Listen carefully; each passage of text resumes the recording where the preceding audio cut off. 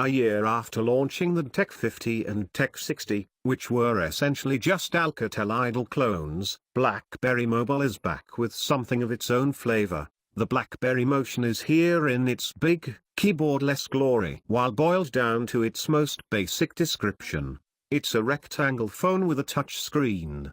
There's plenty about this phone to ensure you can't confuse it with any other. It somehow still retains that BlackBerry flavor. While different to the Key One in so many ways, its overall form is one that indicates the two are from the same family.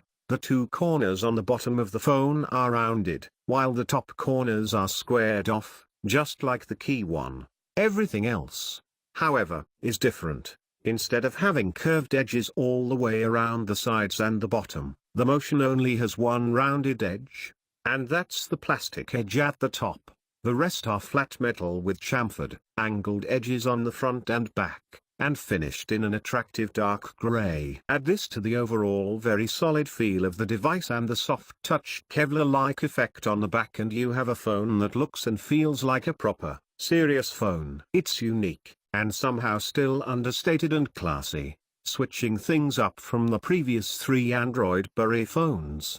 The power sleep key is now on the right edge, just below the volume rocker. About an inch below that is the programmable convenience key. Because this key is easier to reach with the right thumb, we found ourselves instinctively reaching for this, trying to use it as the power button. The fact it's textured doesn't help matters much. We feel this button should be on the other side to save confusion, or, at the very least, the power button should be textured to indicate its prominence. The one sticking point is the bottom bezel, or the chin of the phone. It's considerably larger proportionally than virtually any other phone, and seemingly for little reason. There's a smallish rounded rectangle home button with a built-in fingerprint sensor and, for better or worse, a BlackBerry logo on it. And this is flanked by the capacitive back and recent apps buttons. On a phone which already has a large 5.5-inch display, you can only imagine how big that makes this phone.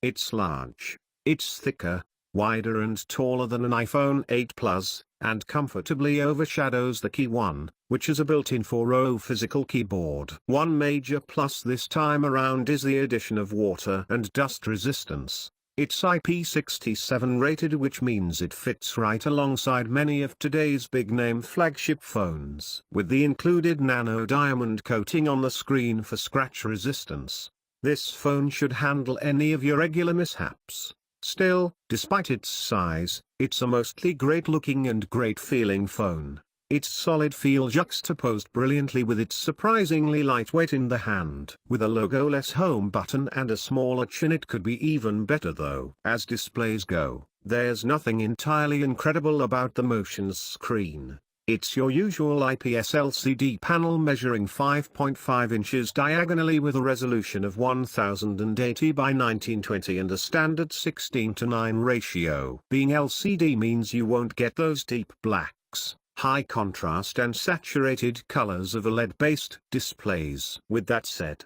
on first impressions, the screen seems nice enough. It's a little faded in comparison to AMOLED, but it still seems a good panel. We flicked through a gallery of photos and watch a couple of videos on it, and it comes with all the benefits you tend to see in IPS LCD panels. Colors are a little more accurate and whites are clean, while details look crisp and sharp at arm's length. Like its keyboard-equipped sibling, the Motion has a Snapdragon 625 processor, which may not be as powerful as either the Snapdragon 821 or 835, but for the kind of performance a BlackBerry needs, it's perfectly adequate. In fact, most phones we've tested with this chipset have held their own remarkably well over time. We need to do more testing with this particular device, but previous experience suggests it should be fluid and smooth with only a slightly longer wait loading games and graphics compared to the more powerful smartphones. With 4GB RAM, 32GB storage and a microSD slot that supports up to 2TB, there's plenty of memory to go around as well. Perhaps the biggest talking point is the battery. It's a 4,000 mAh beast which, on a phone with a mid-range processor, and a Full HD screen, rather than Quad HD, should be enough to comfortably get even the heaviest user through a day. In fact, BlackBerry claims this will get you through at least 32 hours away from a wall socket, and when it does need topping up you can make use of Quick Charge 3.0 support to get it filled up quickly. 40ish minutes plugged in will get you from 0 to 50% battery. In a battery this capacious, that's decent. For those hoping for Oreo goodness in the latest BlackBerry, sadly that's not here yet.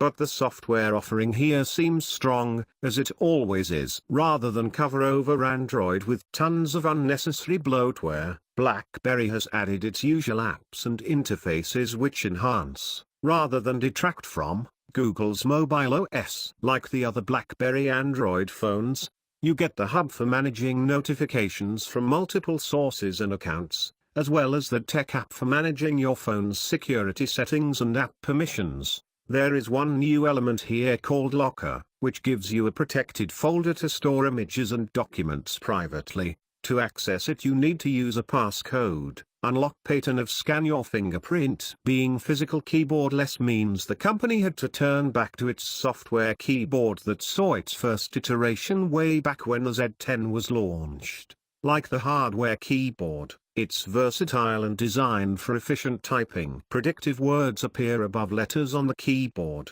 which you select by swiping upwards, just like previous years. But you can also access other interfaces within the keyboard, like the clipboard where copied objects appear, or a precision navigation mode for moving the cursor and selecting text to cut, copy, paste or correct. There's an age-old stereotype with BlackBerry, and that's that cameras tend not to be the company's strong point. Things have improved considerably, especially with the Key 1, but there's still some catching up to do before matching the flagships. The important thing to note here perhaps is that the Motion, in price and specification, is a mid-range phone, so to expect a market-leading camera would be unwise. With that said, this one should be more than adequate for snapping the odd photo or video to share with friends. In this instance, there's a 12-megapixel large pixel camera equipped with a 6-element lens, f/2.0 aperture and phase detection autofocus.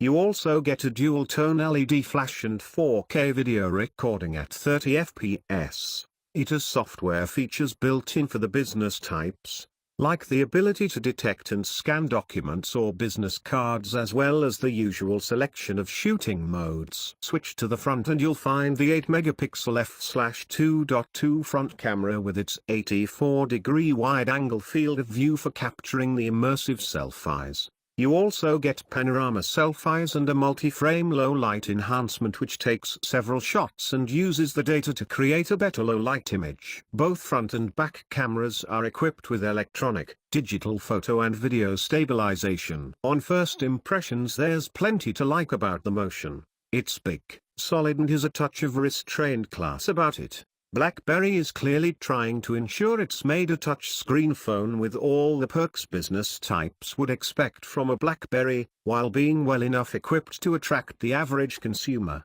There's enough about it, both visually and software-wise, to help keep it unique among the sea of mid-range glass rectangles. Although it still feels a little like it's designed for a relatively small niche of the market.